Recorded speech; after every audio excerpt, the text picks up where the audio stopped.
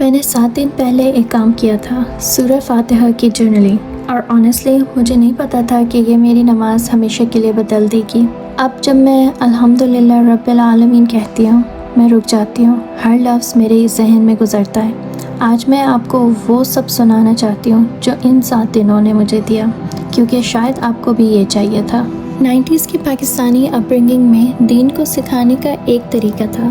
ہم نے قرآن پڑھا، تجوید سیکھی، صورتیں یاد کی، یہ سب بہت تھا، لیکن میننگ وہ بات کی بات تھی۔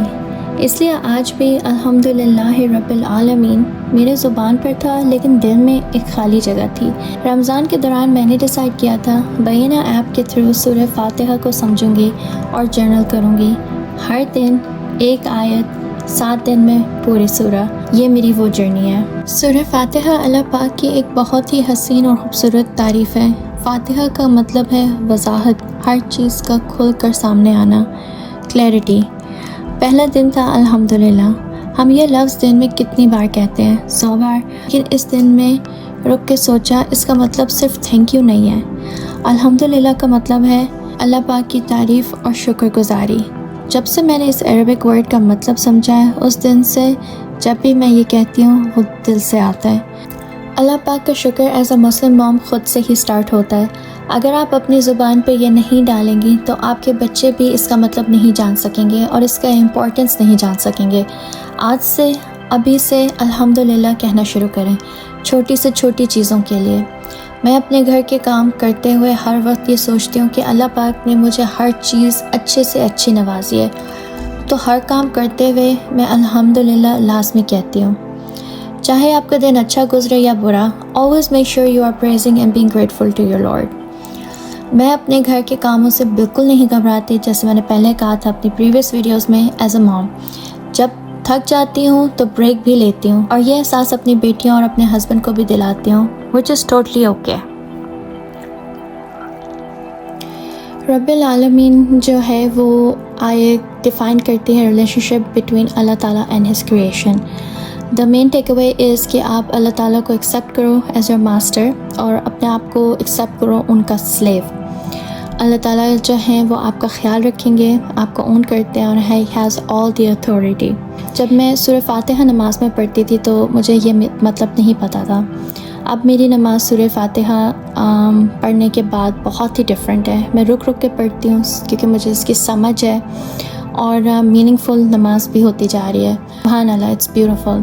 استاد نعمان نے بتایا کہ Surah Fatiha is about a relationship between you and Allah پاک، ماسٹر اینڈ سلیو۔ اگر آپ کو یہ سمجھ میں آ جائے تو آپ کو باقی کا قرآن سمجھنے میں آسانی ہوگی۔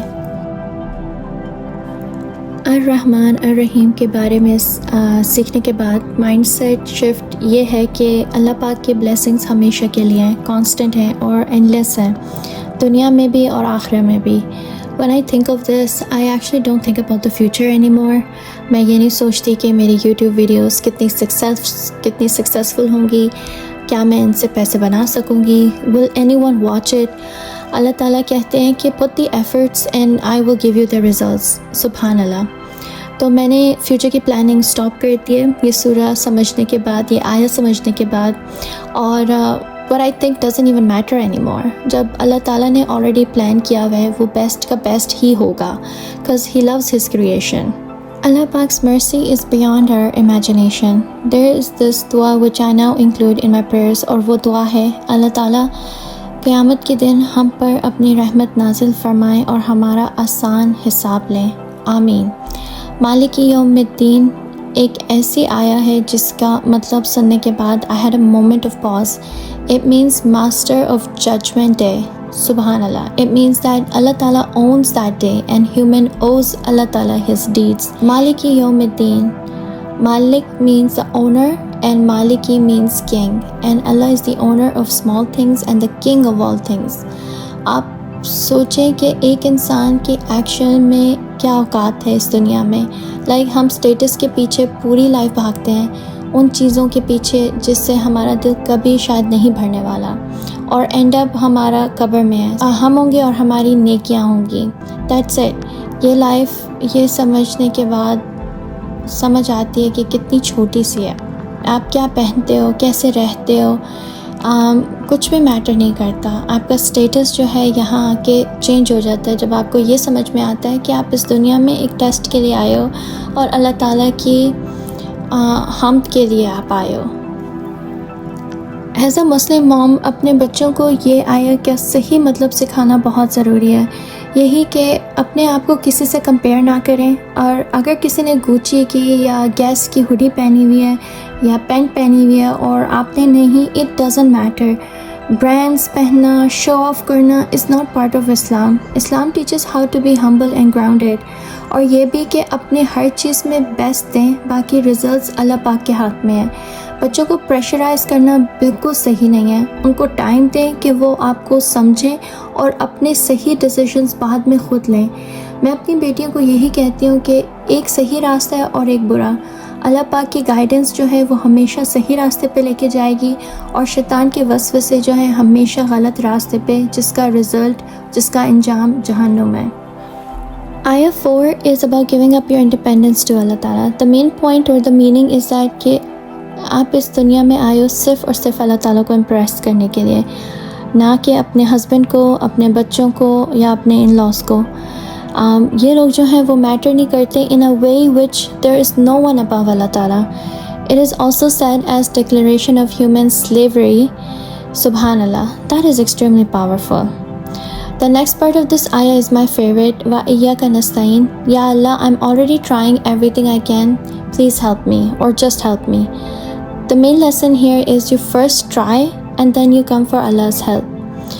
There's a beautiful short dua that I ask after this lesson جو استاد نعمان نے اس آیہ کے بعد سکھائی ہے. وہ ہے کہ اللہ تعالیٰ میری مدد کر کہ میں تیرا سلیو بن سکوں، تیرا غلام بن سکوں.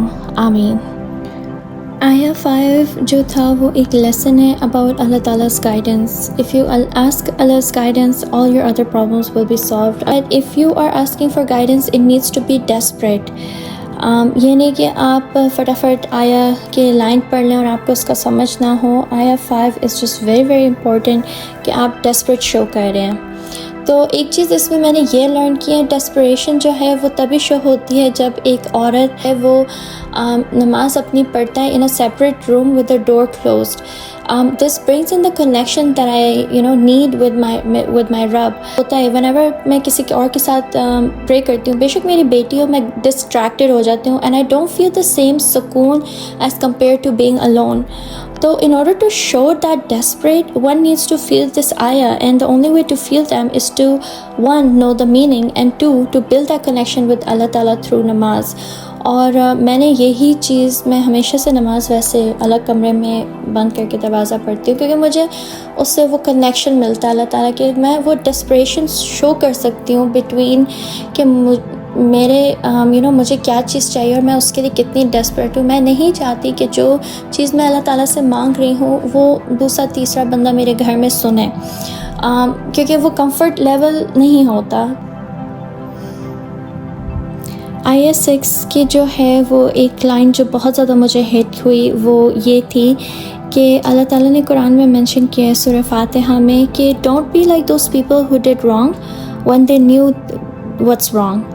کہ ان لوگوں کی طرح مت بنو جو غلط تھے اور ان کو پتہ تھا کہ وہ غلط کر رہے ہیں، اور نہ کہ ان کی طرح بنو جو غلط ہیں پر ان کو نہیں پتہ کہ وہ کیا غلط کر رہے ہیں. Learning this has been such a mesmerizing experience in the last 7 days. The fact that I stayed consistent and finished this surah is commendable.